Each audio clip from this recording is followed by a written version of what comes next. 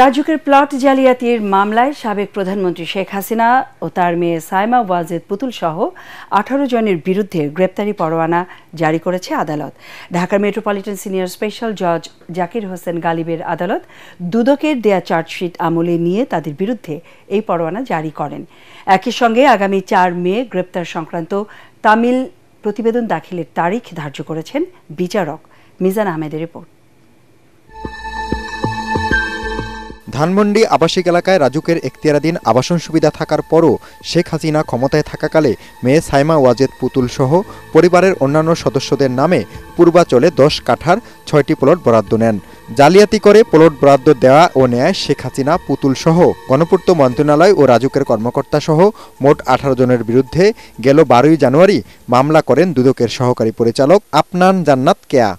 দুপুরে ঢাকার metropolitan senior special জজ জাকির হোসেন গালিবের আদালতে চার্জশিট দাখিল করা হয়। এ সময় মামলার তদন্তের স্বার্থে পলাতক আসামিদের গ্রেপ্তারে পরোয়ানা জারির আবেদন করেন তদন্ত কর্মকর্তা। শুনানি শেষে আদালত চার্জশিট আমলে নিয়ে আসামিদের বিরুদ্ধে পরোয়ানা জারির পাশাপাশি 4 মে গ্রেপ্তার সংক্রান্ত তামিল প্রতিবেদন দাখিলের দিন ধার্য করেন।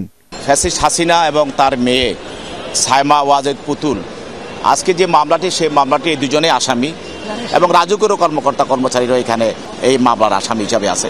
সঠিক প্যাড আর সঠিক তথ্য দিয়ে ইস্যু সামলে নিব এক হয়ে। Monalisa sanitary napkin. আসামিদের সম্পদ জব্দের বিষয়ে দুদকের মুখপাত্র আক্তার হোসেন বলেন, তাদের বিষয়ে আদালত যে নির্দেশনা দেবেন সেই অনুযায়ী পদক্ষেপ নেবেন তারা। এ বিষয়ে যেহেতু বিজ্ঞ আদালতে মামলাটি বিচারাধীন রয়েছে, পরবর্তী যেই বিচারিক কার্যক্রম সংক্রান্তে যা যা প্রয়োজনীয় হবে সেগুলি বিজ্ঞ আদালতের নির্দেশনা অনুযায়ী হবে।